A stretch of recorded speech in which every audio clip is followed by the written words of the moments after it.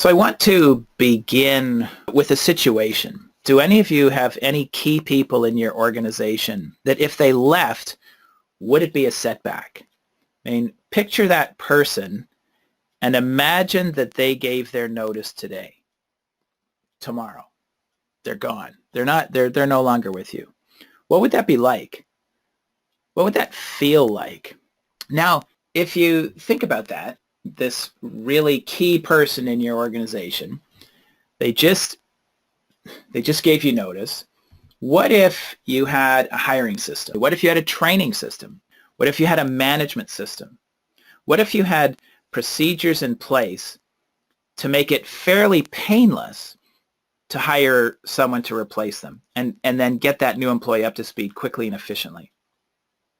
Now think about how you would feel. A lot of our clients talk about feeling handcuffed by their employees. They're not doing a very good job, but oh my gosh, if I have to let them go, what a nuisance it will be. So if you have a hiring system, a training system, a way to manage the new recruit, a way to get them up to speed efficiently, you wouldn't have that issue. And this is what it means to systemize your business. How you do things is carefully thought out and documented. It's implemented and it's innovated throughout your organization. And as a result, you get a business that is easier to manage, it's easier to scale, and it's more valuable. And I'm sure most of you know this. The challenge is how? How do you do this? How do you systemize your business so things can be trained, processes can be delegated consistently, so you can scale your business without consuming you and your people? And that's what we're going to be focusing on today. My name is Michael Mills. I'm one of the founders of Business Design Corporation. Our company has been a group of master certified eMyth consultants for 17 years. We delivered Michael Gerber's eMyth Mastery Program to many hundreds of businesses. Many of you probably have read Michael Gerber's eMyth books or heard him speak. What we found was that while we were delivering good business theory, very few of our mastery clients were actually getting their procedures and job descriptions documented, which in our minds was the very point of the program. Now, Michael's books have sold millions and millions of copies around the world, but almost everyone we speak to has been unable to systemize their business.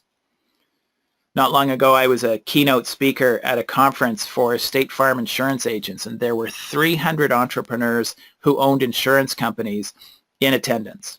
And I asked the people in the room, please raise your hand if you've read one of Michael Gerber's books, heard him speak. Almost everyone put their hand up. Then I said, okay, keep your hand raised if you've been able to systemize your business.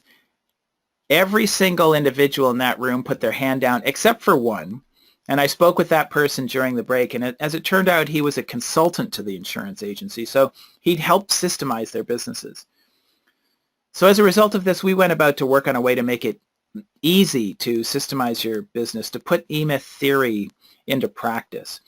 Really how to create a simpler way to systemize your business. And we've helped systemize hundreds and hundreds of businesses to assist with this process. And we developed a web-based application, which I'll show you. It's called the Touchstone Business System.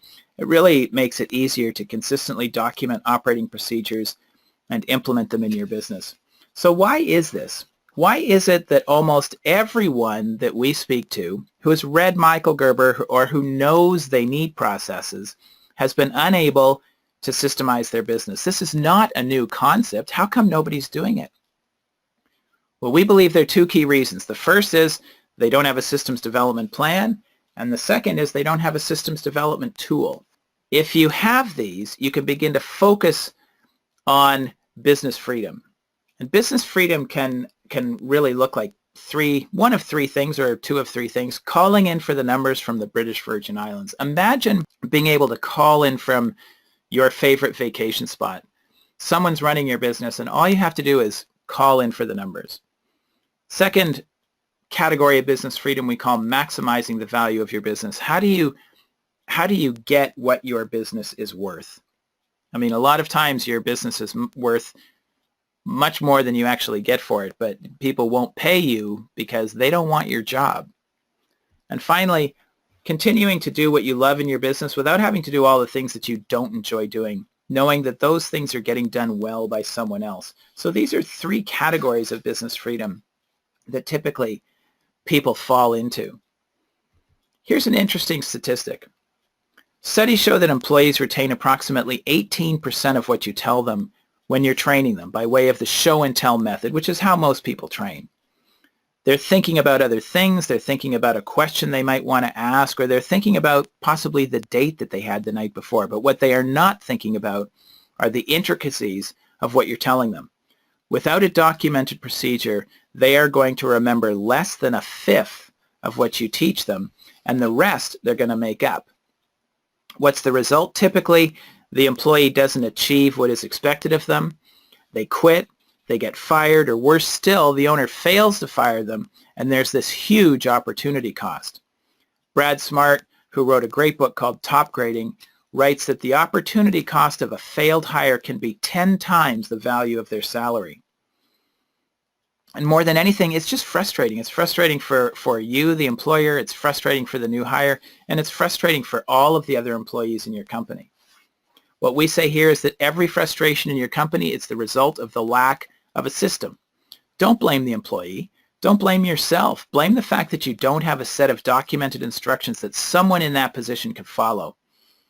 A set of instructions that tells them what you need them to do and what you expect of them when they do it.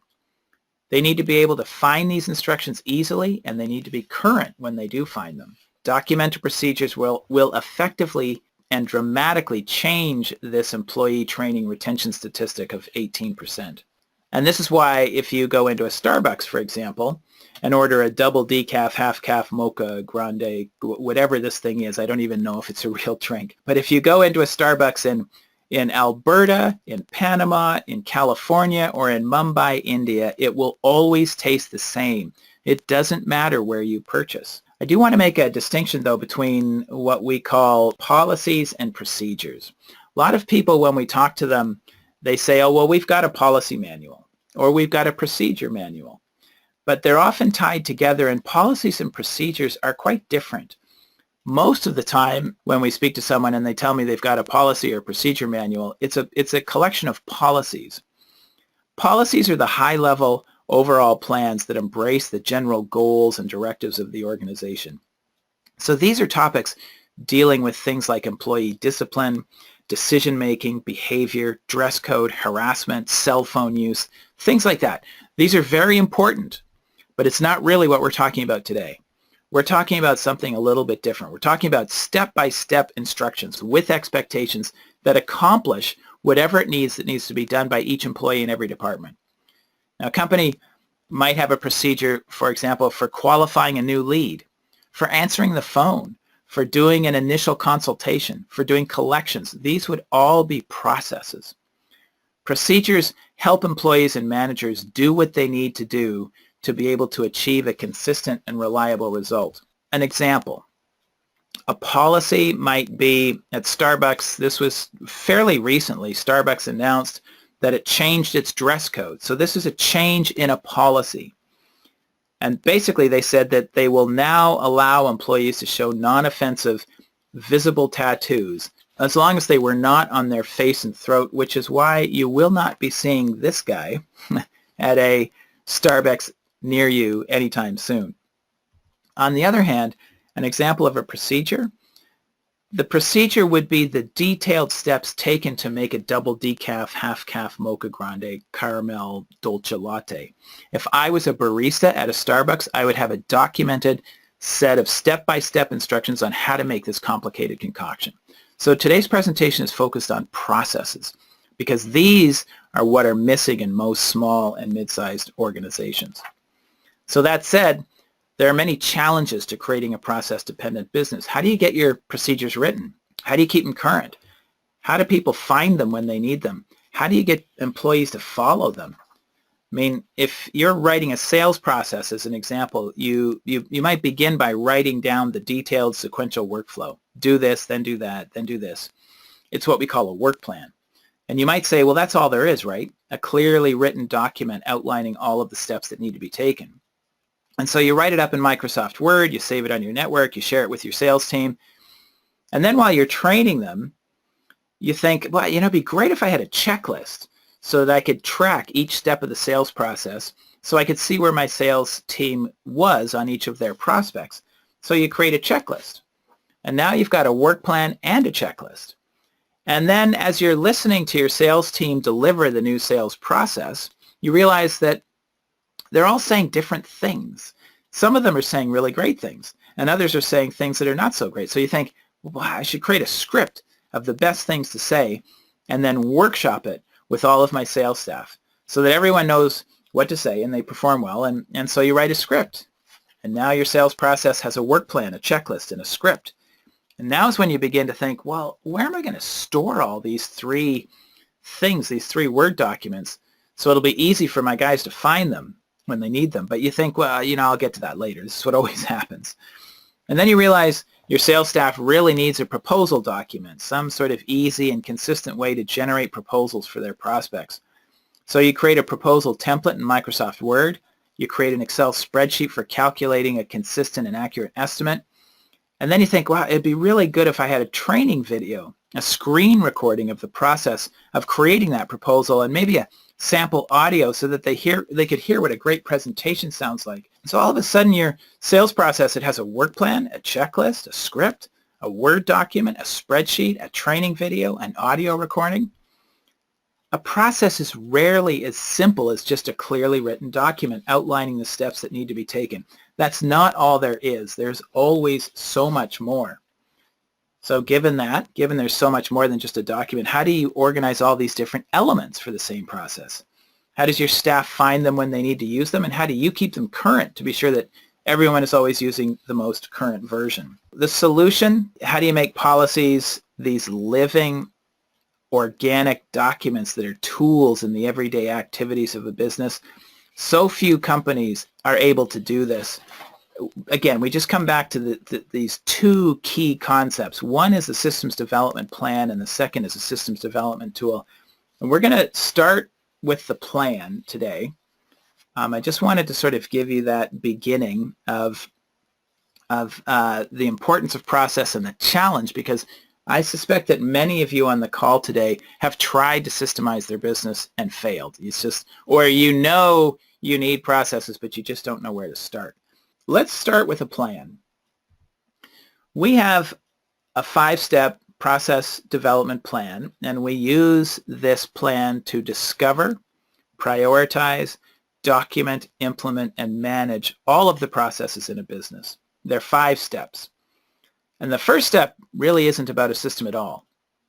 The first step is about understanding your destination. What is your business going to look like, say, 3, 5, or maybe even 7 years from now? After all, if you don't know where you're going, how are you ever going to get there? Step number 2 is to create a graphic picture of what that destination will look like. This becomes your organizational structure or your org chart. Step number 3, you will define all of the processes that you think are necessary in that future organization. How will you generate sales? How will you deliver on the promises that you made in the sales process? What back office procedures are going to be going on behind the scenes, like hiring, firing, payroll, invoicing, collections, even backing up your computers, answering the phone? How will you guide and manage the business from where you are today to where you want to get to? In this step, you are not describing how the process is done. That's going to come later. In this step, you're simply naming what needs to be done.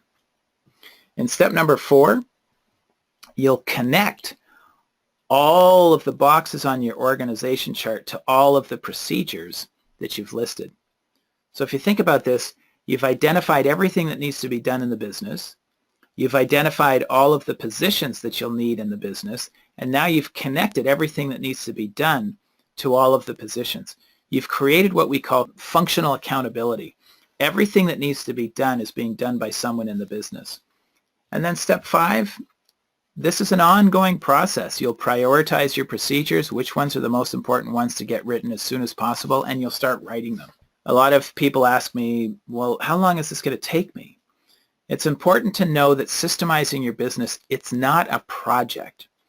It's a process. And the actual writing of your procedures is ongoing. It never ends. The 5-step systems development plan, Doesn't get you to a place where all of your processes are written and finished, and that is that. The business systems development plan is designed to create the systemic infrastructure of your business. And depending on the size and complexity of your business, we can typically do this in about 4 to 6 hours or 10 hours at the most. But it's a very powerful series of steps to have taken. When you get to the end of this process, you're very clear on your vision. You have a very clear understanding of all of the positions and processes that you need to be able to achieve that vision. You've created this complete functional accountability that I spoke of.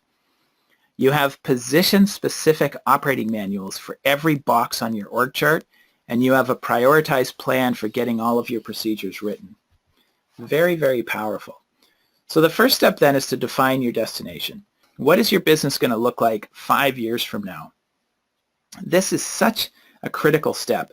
Studies show that if you do this, and if you take action and track and communicate the process that you're making on the vision, you have a 300% better chance of achieving your goal than if you do not take this step. So why is it that so few business owners do it? In many cases, it's because they don't know how. I'm going to show you how. There are many ways to create a vision. We have a couple of processes that we're willing to share with you if you're interested. One way is to think of your vision as having 3 parts, what we say purpose, value, and mission. Mission is a benchmark. It's the goal. It's what we call your big, hairy, audacious goal. Purpose and values, on the other hand, are enduring. They last forever. It's about who you are and not who you want to be. And what we say is that they're not an aspiration. They are an articulation of who you are. To identify your purpose, you want to answer the questions like, why do I exist? Why did I decide to start this business? What am I wanting or needing to get from my business? Why do I do what I do? You simply must understand the why of your business before you can authentically continue and grow your business. We give you a sample purpose in our process.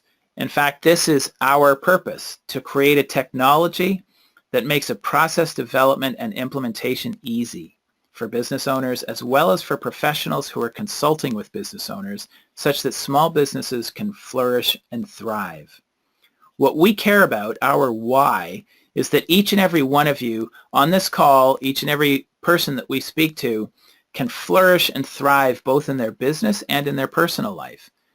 One can't supersede or override the other. It has to be a balancing act between scaling your business and having a life. In the second step, you'll define your values, how you go about doing business, the way you operate. What do you hold sacred? And again, here we offer another sample set of values. And what you want to do is edit these, add to them. We're just giving you these as a sample. These, again, are the values in our company. What we say is that we empower entrepreneurs. We do what we say we will do. We listen, we care, we serve. We practice open and real communication. And by the way, this is within the organization and without of the organization. When we're speaking with our employees, when we're in corporate meetings, as well as when we're consulting and meeting with clients and doing sales. We face challenges with optimism. We check our egos at the door. We innovate and constantly improve. We do the right thing. We believe in people and their dreams.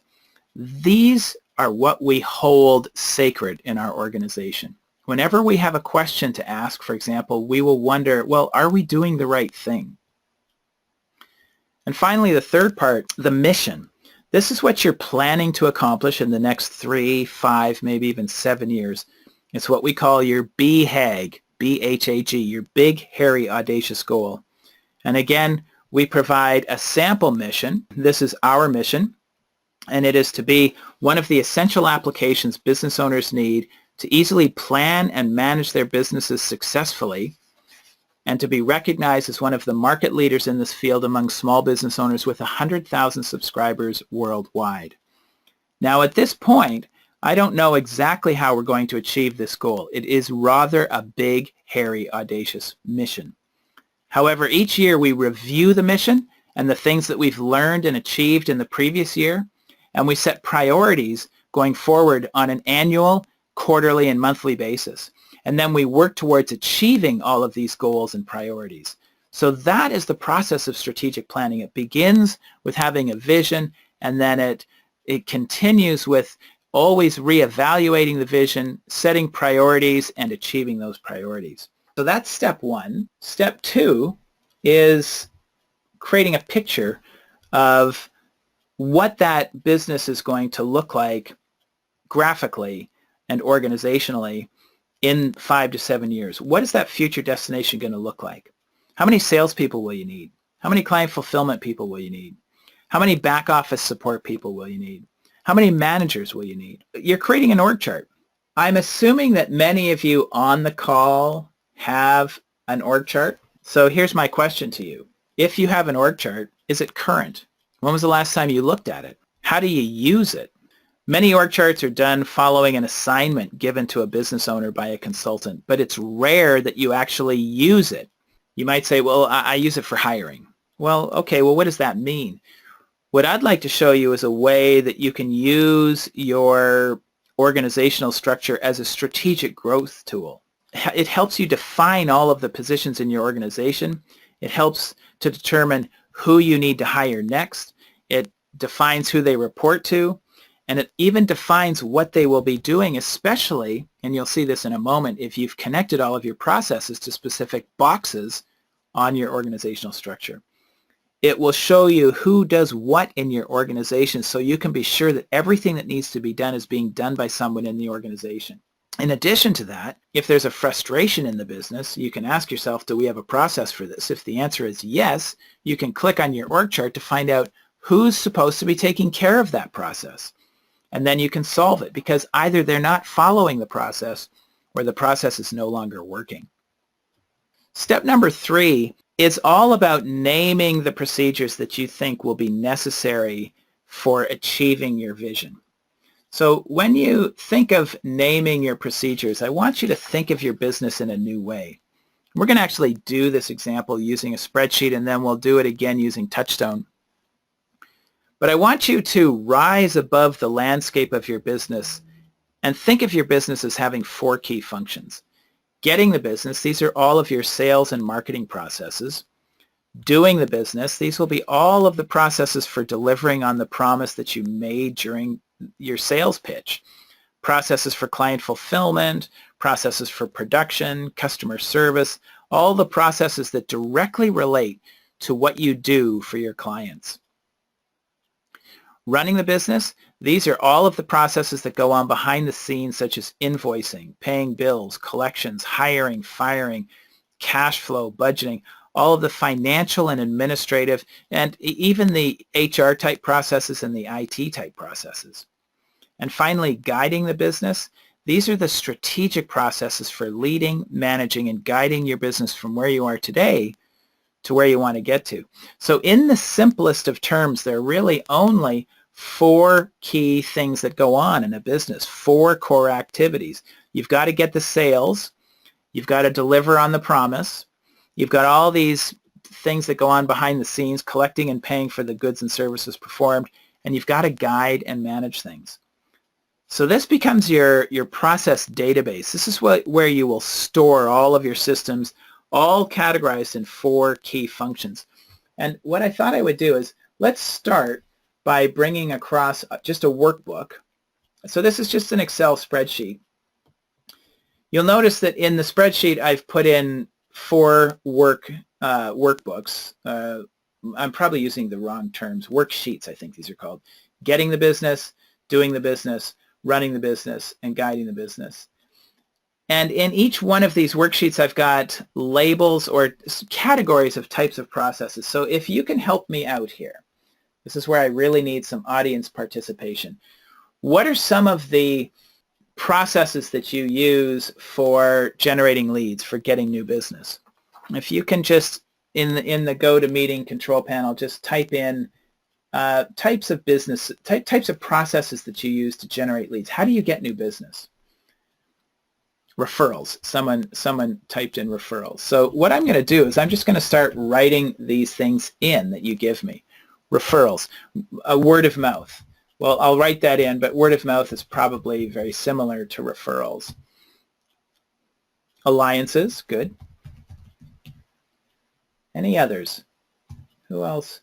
Visiting clients, well, okay, that's a good one, but I would probably put that one down here, visiting clients, because really, or maybe even here, because if I'm talking about getting new leads, visiting clients might be what you do to retain them, because if you're thinking in terms of getting new business, these are all of the processes that happen before you actually make a sale. Visiting clients might actually happen over here in doing the business. So how do you generate, but I might also think that client retention might be a good one here, because when you make visits to clients, they're more likely to buy from you again or to retain you for your services. Okay, great. Someone says website, our website. Great, direct mail. Yeah, direct mail is something that's sort of come back. Fair trade, good one. Let me see, are there any others here? Okay, great. That's all you do. Let's talk about next. Once you find a lead, now what do you do? How do you convert that lead into a sale? Qualifying call, great. So first of all, you want to, before you spend much time on someone, you want to do a qualifying call to make sure that you're actually going to be spending time with a prospect who's worthy. Initial consultation, good. That will probably be very similar, possibly, to a qualifying call. Maybe those two are similar.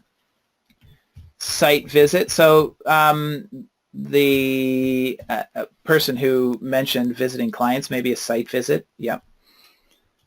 Needs analysis. Good. Presentation, nice. Okay, great. So you do maybe a PowerPoint presentation of your goods and services. Great. Estimate or proposal. So these would all be processes for converting a lead into a sale. Let me just see if there are any others. Okay, and finally, what about retaining clients? What is it that you do to make sure your clients are going to buy from you again? So somebody writes, I do a good service. Of course, you really must do a good service. That's not, I mean, that will be a process, but I would probably put how you deliver your service here under doing the business. Newsletters, great. So staying in touch with your clients through newsletters. How about thank you cards or birthday cards, anniversary cards, Halloween cards, daylight savings ends cards. Open houses, great. Other types of events like barbecues. I think that's how you spell them. That's all there is to this step. You simply name all of the processes that you can think of in each of your 4 key functions. And once you've finished with the sales processes, you'll come over to what we call doing the business. And you'll think about what are all the processes that you do for client fulfillment. What are all the processes we do for admin, for finance, for HR? We've got hiring, we've got firing, we've got backing up the computers, clearing a printer jam. Whatever it is, you go through all of the different key functions and identify your processes. And finally, you'd end up with guiding the business, and you would name your leadership and management and strategy processes. The goal is to identify or name as many processes as you can think of in your business. And again, I just want to re-emphasize that you're not writing how. We're not writing how to do one of these processes. We're simply focused on the what. Focus on identifying all of the different processes in the business. I sent to you earlier the business systemization kit, how to systemize your business. In that ebook, in that workbook, there are links to a list of sample process names for each of these 4 key functions. Now, while there is a template of process names for each of these 4 key functions, we really encourage you to think of what is unique to your business and the way that you do things. Think about your business first, and then once you've exhausted your ideas of what it is that you do in your business, then go to the sample list of names to help you fill in the gaps. Try not to cheat and go right here, because it's really important for you to to think about what your business does and to start thinking systematically. It's an exercise. It's not just an answer to a question.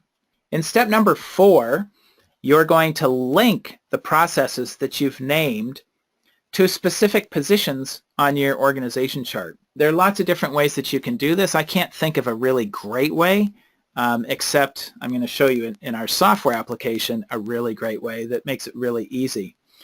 But however you choose to do this, if you can link those processes to specific positions on your organization chart, what you're creating are clear and measurable job descriptions for every position in your company. And you're creating what I called complete functional accountability. You've defined all of the tasks that need to be done. You've defined all of the positions that need to be filled in the organization, and you've assigned all of those tasks to specific positions. And so now you're confident that everything that needs to be done has been assigned to a position who will do it. Quick word about job descriptions. When we're working with companies, I often ask them if they have job descriptions for every position on their org chart. And, usually the answer is, well, not every position, but I've got some job descriptions. But rarely are the job descriptions current because they're really only used for hiring purposes. So once the position is hired, the job description is filed away until a new employee needs to be hired for that position. And then they look around for that job description. Where is that job description for project manager? And then they look at it and they say, well, this isn't accurate anymore. We don't do these things anymore. And they redo it. They go out and hire someone, and then they put it away. They bury it again. And that's because the purpose for most job descriptions, people say, is for hiring. So what you're seeing here, this is like a typical example of a job description. This is what one of our clients was using as a job description before becoming a client of ours. And as you can see, it's a sort of a description of the job. So I guess it is sort of a job description, but it's really nothing more than a hiring document. What if a job description could be more of a position-specific operations manual, a set of instructions that was used to train, manage, and evaluate an employee? And because it's used to evaluate the employee, both the employee filling the position and the manager of that employee tend to keep their eyes on it. And as a result, it stays current. And the processes on the position-specific operations manual stay current. They become these dynamic, fluid documents that grow and change organically, as do the processes and activities in the business. When these tools are actually used in the week-to-week management and the day-to-day operation of the business, they tend to stay current organically. It's easy to keep them up to date. Now when someone needs to know what to do, they simply find and click on their position. And then when they click on their position, their job description appears. And they look through the job description and they find the specific process that they're interested in. They click on that, and a set of instructions on how to perform that task appear. So this is how you have complete functional accountability. You have all of your processes, you have all of your positions, and you've tied them together to create job descriptions. So this is where I want to do. This connectivity is the intellectual property that we've developed in Touchstone. And I just want to do a quick demonstration of the tool, because it does really make it easy to consistently write and organize your processes. Now, everything I've shown you so far, it can be done in Microsoft Word, it can be done in Google Docs or Dropbox, it can be done in 3-ring binders, and that's why I was showing you how to do it in other tools. But we've had 17 years of experience systemizing businesses, and what we discovered is that 3-ring binders and document sharing applications, they just don't work, because processes are almost always more complex than a document. I spoke to that earlier. And so as a result, document sharing tools, they don't work very well. You need an application that is designed for process implementation. So Touchstone is designed to keep your org chart available and current, to make your org chart a useful tool for scaling your business. Touchstone will transform your job descriptions from simple descriptions or hiring documents into position-specific operating manuals that are used not only for hiring, but for training, managing, and evaluating. And Touchstone will be able to to keep your processes available and current. I mentioned the 5-step process. I just want to take you quickly through this again. Remember, there are 5 steps. You define your destination. You create a picture of what that looks like, your org chart. You're going to name all of your processes. You're going to connect those processes to boxes on your org chart, and then you're going to prioritize and manage them. In Touchstone, there are 2 key areas. There is the 4 key functions area, which is what you're seeing here. And there is the section for your organization chart. So I click on this tab and the organization chart comes up. So we connect these 2 areas, the 4 key functions where all of your processes will be listed, and the organization chart. And I'll show that connectivity in a second. The 4 key functions, these are the same as what we showed you earlier. You can rename these from getting to sales and marketing or client fulfillment, but essentially it's just a simpler and better way to think of all of the workflow in your business. When you are here, don't think of positions, don't think of people, don't think of your organizational structure, just think of workflow. And now you will start entering all of your processes into the actual Touchstone application. So in the example we used previously, I'm going to click on Getting the Business. I'm going to look over here at my spreadsheet on my other screen. What were some of the processes? Okay, so referrals. So what you would do is you'd come in here and you'd say referrals. And they're part of lead generation. We had alliances. Add new process. Alliances. A process for generating alliances that help you sell your software. We had fair trade. So I come in here and I type in fair trade, save, and we had direct mail. Add new process, direct mail. Oops. And then we had some other processes for qualifying lead conversion, qualifying a lead. So we called it a qualification call. But that's not part of lead generation. That's part of lead conversion. So I'm going to put that here. Now, if I put it in the wrong place, I can move it around. Everything in Touchstone is drag and drop. One of the other one was an initial consultation. So you see, I am just going through the process, a similar process that I did before, but now I'm starting to organize them directly into my Touchstone account. Once you've gone through your getting the business, you would go to doing the business. Once you've gone through doing the business, you would go to running the business. And once you've gone through running, you would go to guiding the business. So step by step, you go through these processes and just these 4 key functions, and you name all of your processes. Now, eventually, you're going to get to this part, right, where I talked about the defining your destination. As you're going through processes, before I was telling you how we had links in the ebook to templates of process names. All of those links are also up here in Touchstone. So you can dynamically go into our process library and actually pull down processes that we've already created. So for example, we wrote this process on strategic planning. I was showing you that earlier. You can simply click in this box and click Save, and it will download that process into your Touchstone account. And we have a separate set of templates for each of the 4 key functions. When you download the process into your Touchstone account, now you can click on it, and all of these tools are now right here. So the work plan, it basically says, watch this video first. Click this link to watch this video. This is a video on strategic planning, and it walks you through these 5 steps. Once you've watched the video, the next step is to create a vision. And because this is a web-based application, the tools within the process or anywhere within Touchstone or in any job description or anywhere on the web can be hyperlinked to the specific process. So as an example, we use a CRM application here called Infusionsoft, and if we have a process in Infusionsoft, we can actually hyperlink out to the Infusionsoft software directly from Touchstone. So once you've watched the video, make your way through the work plans as follows. Create a vision.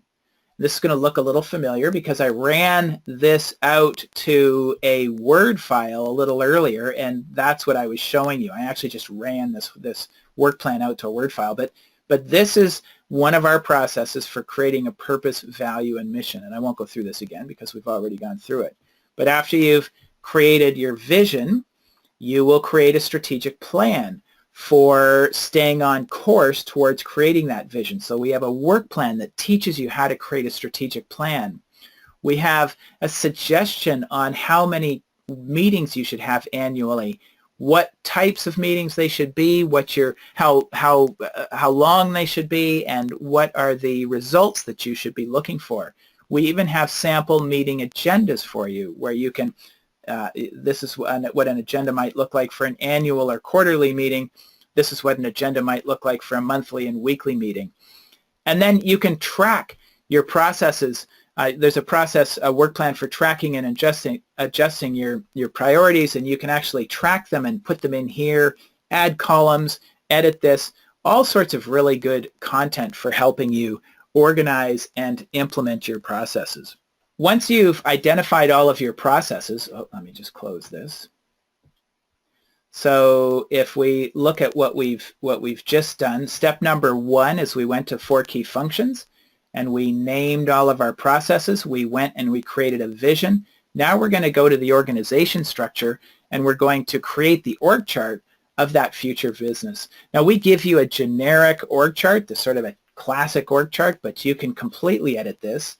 You can add positions, you can delete positions, you can rename positions. If you don't like Manager of Sales and Marketing, you can just go in here and rename that and hit save. You can move positions around. You can take this position and move it up under here.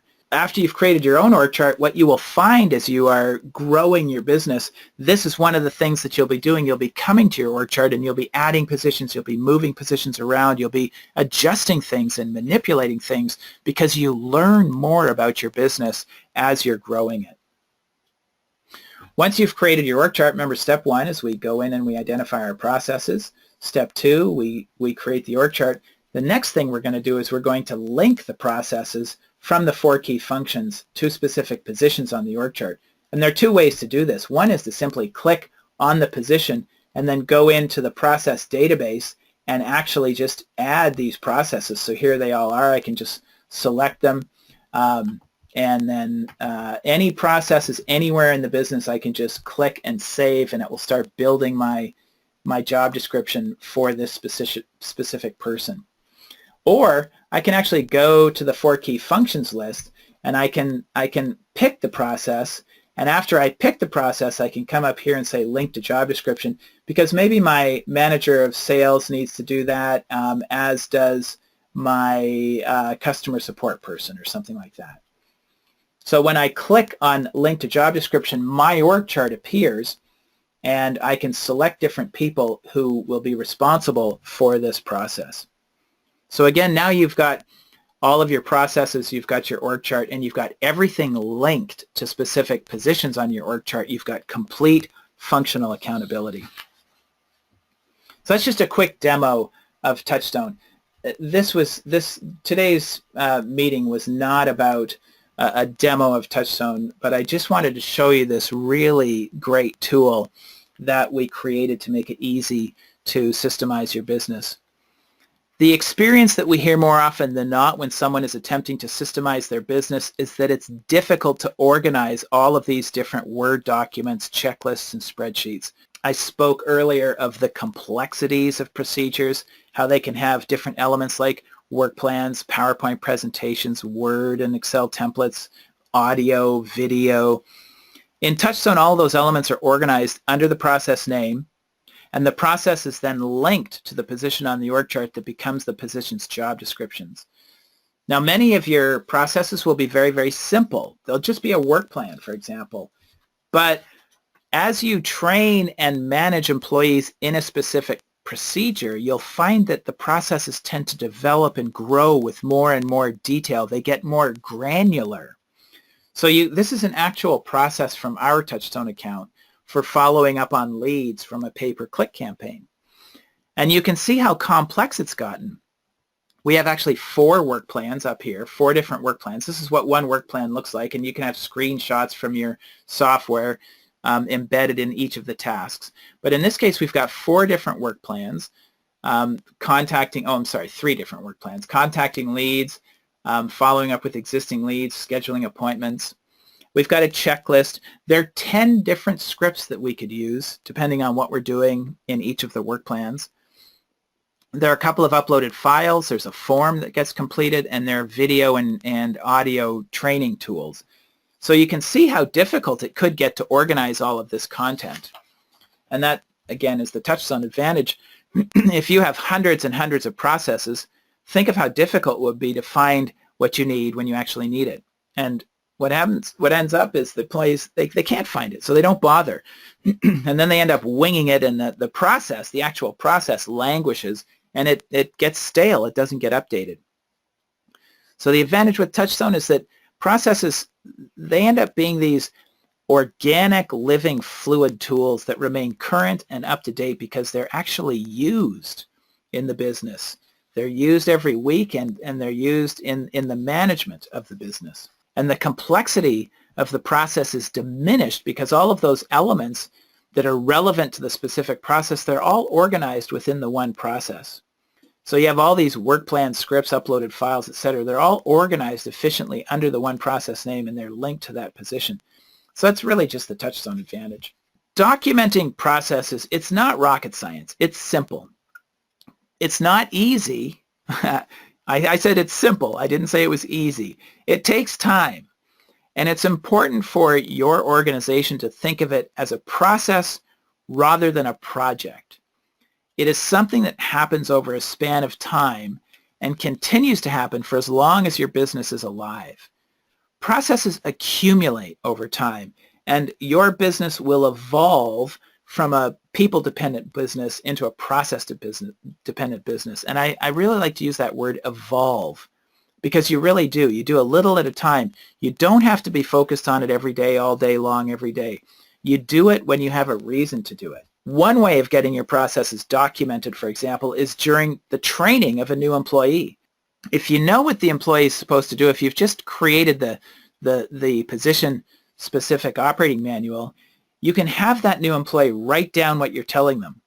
And I've done this many, many times. I've said, okay, Marie, I'm going to teach you this process, but I want you to write down what I tell you, and then I'm going to give you some time later on during the day to document what I've told you. And in our case, they actually document it right into their Touchstone account. And then tomorrow we're going to review and edit what you learned. So think of how well trained they'll be. It sort of takes away, again, that 18% retention rate. Think of how well trained they'll be because you're telling them how to do what you need them to do. And you can be sure that they're paying attention because they know they're responsible for documenting what they're learning. And then they're going to write it up. So they're reviewing everything that you told them. And then the following day, you're going to review what they wrote up. So you're engaging multiple sensory experiences. You're engaging their auditory sense, their visual sense, even their kinesthetic sense. And you're repeating the process 3 times, once during training, once during writing it up, and the 3rd time during a review. Here's another quick story of how to get processes written, and this will be the last story before I wrap it up. This is an example of creating a game of getting processes written. We had a Century 21 real estate firm in California. They had 25 real estate agents in their office. The problem is that 80% of the revenue was being generated by 20% of their agents. Basically, 5 of their agents were doing all of the work. Well, it doesn't have to be that way. We see that 80-20 rule happening all over. The solution is we created a game. We created a contest. We took the top 5 producers and we made them captains of 5 teams. And we put the 5 newest agents, the greenest agents, on each team. And then we took the rest of the agents and we just divided them randomly onto the teams. So we had 5 teams of 5. The contest was to deliver the best listing presentation. And we had 3 judges. We had the owner of the firm, whose name was Carl. We had his father, who used to own the firm. And we had the owner of the title company that they used most frequently. They became the judges. They were given 3 weeks to come up with their presentations. And there were only 2 rules. The presentation had to be less than 3 minutes long. And the presentation had to be delivered by the rookie or the greenest member of the team. There was a lot of camaraderie, competition. Each team wanted to win because it was a great gift that Carl offered the winning team. On the day of the presentation, Carl videotaped them. He took the recordings home over the weekend. He compiled all the best points, and he brought them back, and over the next 2 weeks, he workshopped his team of agents until every single one of them could do a fabulous listing presentation. It was amazing. His sales jumped exponentially. No longer was it 80-20 or 80% from the top 5. Everybody knew how to do a really great listing presentation. All of a sudden, more work started happening, and the agents were more fulfilled. They were making more money. They knew how to do what they needed to do. They were more confident. It was really a huge success. And he just made little games of it whenever he needed to. So as a next step, what I'd like to suggest is that you schedule yourself a demo of Touchstone. By now, you'll probably have received an email from me. It's part of our system where you can log in and schedule a demo of Touchstone. I really think that you want to look at this tool. Again, the presentation today is not meant to be a demo of Touchstone. I just wanted to let you know that the tool's available and to encourage you to find out more. We've been systemizing businesses for 17 years, and we've really had plenty of experience to know what works and what doesn't work. And then start systemizing your business using the instructions in the ebook that I emailed to you earlier in the week. If you register for a demo of Touchstone, and you can actually even get a demo of Touchstone or get a free trial, I'll talk about that in a minute. You can start taking the ideas in the book and actually put them into Touchstone and hack away in it. So to get a demo or to register for a free trial, go to www.businessdesigncorp.com. In the top right corner, you can see where you can click to get a demo, complete the form, and then we'll follow up with you with some suggested times to do your demo. And if you want to get started right away, take Touchstone for a 30-day test drive, you'll see another option up there, sign up now. You can register for Touchstone. You can try it for a month. We'll actually schedule a free orientation training meeting for you and any others in your organization. And we'll even follow up with you to make sure that you want to keep the service so that you don't forget to cancel. There are no registration fees. There are no support fees. There's no term agreement. You can stop at any time. You can download any of the content you've created to your own computer as Microsoft Word files. So it's pretty easy. So I want to end with one final thought on the importance and value of having documented and operating procedures in your business. The value of your company is not exclusively based on your annual revenue or your profitability. It's also based on your processes. If the business is not duplicatable, then the business cannot be brought to the next level. I mean, it's a simple key fact. And if your company's processes are documented in a tool like Touchstone or really anywhere in some sort of operations manual, when you're ready to sell, you can just show them your processes and it will increase the value of your business. In fact, Paul Lemberg, the CEO of Quantum Growth, he reports that you can increase the value of your business by as much as 100% simply by systemizing it. Every system that you write for your business is an asset, and it has value, and it has value to anyone who has interest in purchasing your business. In concluding, this is a great book, The 40-Hour Work Year by Scott Fritz. Scott writes that, to me, the basic definition of a business owner is someone who can afford to hire an employee to do their job. The basic definition of a business owner is someone who can afford to hire an employee to do their job. Until you can afford to hire this person, you don't own a business, you own a job. I mean, I think that is a great statement. Okay, so questions and answers. If anybody has questions, let me just throw this up so you have my contact information. Anybody have questions? I don't see any questions. Okay, so we're at the top of the hour. I just want to say thank you to everyone who attended today.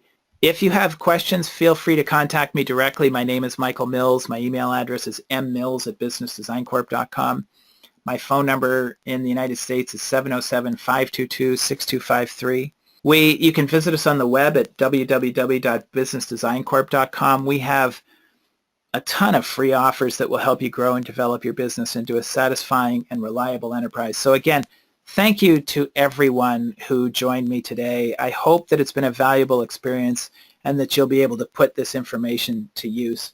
And I welcome any calls that you have. Thank you very much, and goodbye.